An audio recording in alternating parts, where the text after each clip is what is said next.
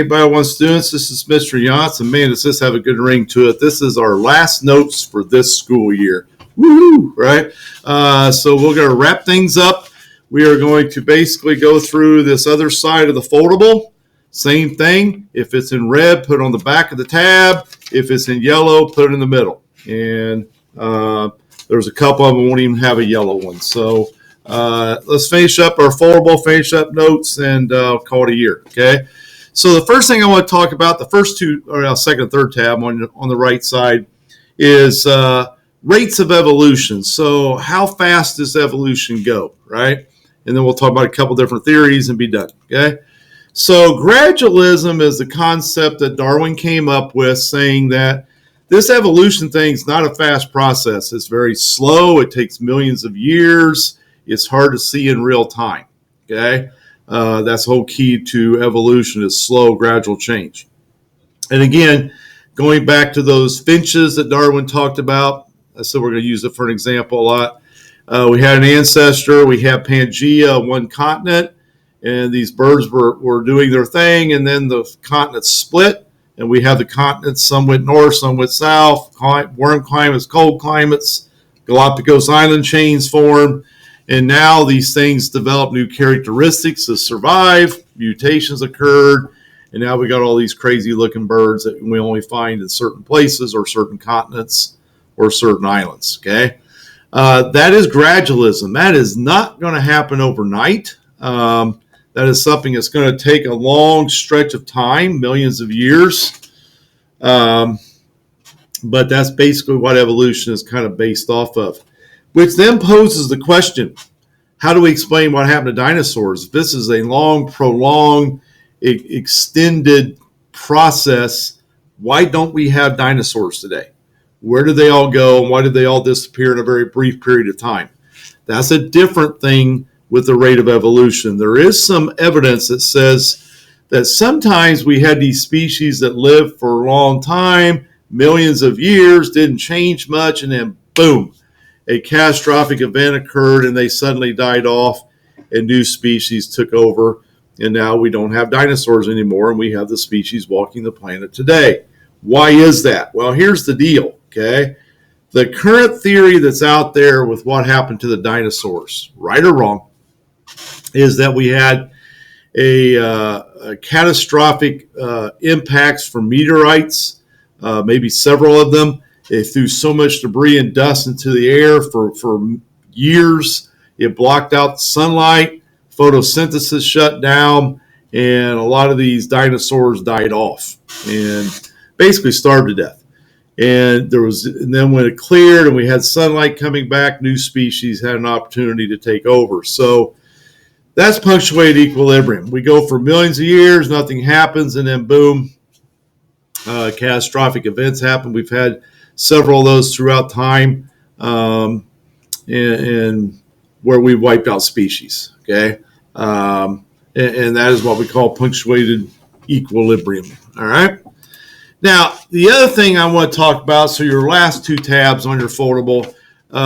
There's two ways of looking at evolution, and one is not more right than the other. It's just two thought patterns. Okay, think about roads. I'm going to give you a weird analogy, but maybe it'll make sense.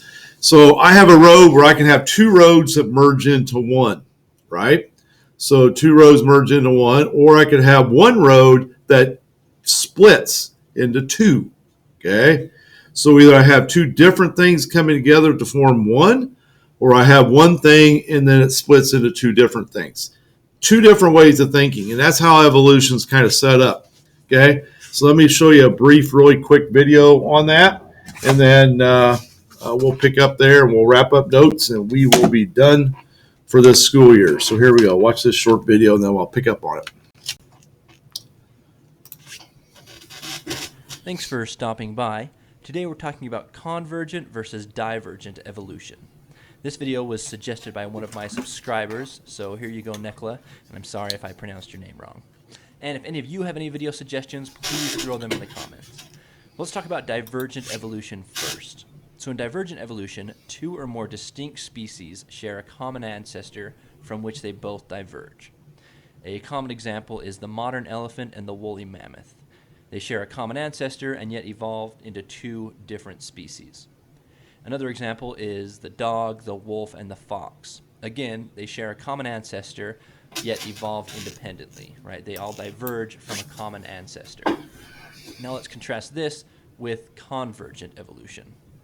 In convergent evolution, two or more distinct species share traits not due to a common ancestor. So let's take birds, bats, and butterflies, for example.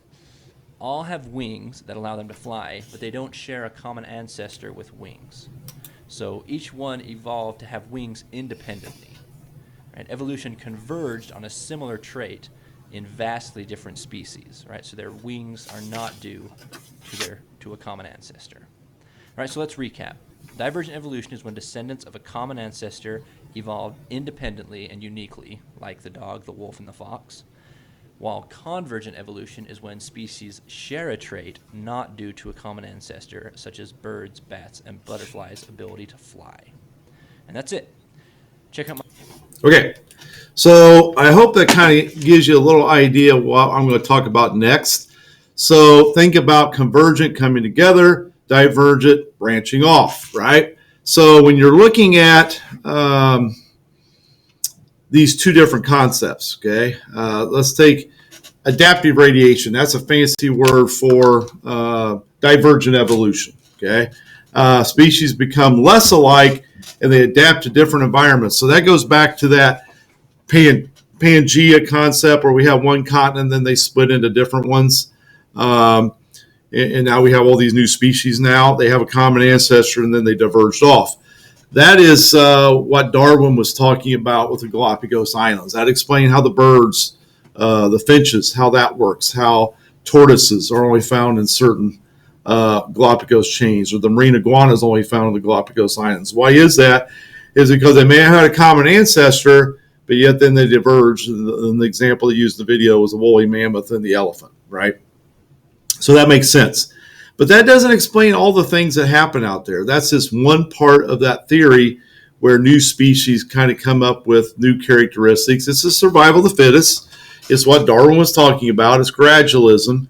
This has taken millions of years, but over time, new species come up with these survival technique or survival traits, and then they reproduce and pass those traits on. And over time, we have what we have today. But that's not the only way to look at it. What about what they showed on the video? What about a bird, a butterfly, a bat, right? They all fly, but they don't have a common ancestor. What about a wolf, a fox, a dog, right? Same thing here.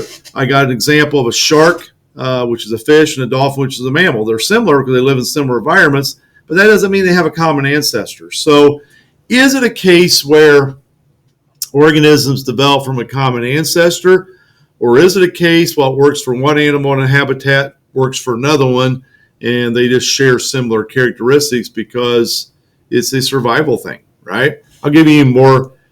Last thing. Let's take these three. These are three extremes that are good to kind of end with. I got a Himalayan rabbit, a panda bear, and a Siamese cat. No one's going to think that they come from a common ancestor because they don't, right? Three totally different species, but yet they all have black ears, black patches on their face, and black feet, right? Why is that? Because if you look at the history of where they come from originally, not where they're from today, but where they come from originally is the Himalayan mountains, where you have a really cold climate and lots of snow. So think about what gets cold the fastest on you: your fingers, your toes, your nose, right? And if they are black, that attracts heat, that absorbs heat, that holds on to heat, right? But yet I don't want a totally black body because I'm a prey animal in the snow. And if I'm totally black and I'm in a snowbank, a predator is going to find me like a neon sign, right? So they have a white body. That way, if a predator comes after them, they stuff their face and feet into a snowbank, and only their body is exposed. It blends in with the snow, and the predator goes by them and doesn't even know they're there. All right? So that is convergent evolution. So a little bit different way of looking at things. They both have validity. They both make sense. They both have evidence. It's just a different way of looking at evolution. All right? I'm hoping that all makes sense. It's been a really pleasure to be your teacher this year. And for all those of you out there that had to endure this COVID year, hopefully things are getting better. Hopefully we get back to normalcy from this point forward. I've never been through a pandemic, never been through this kind of thing before.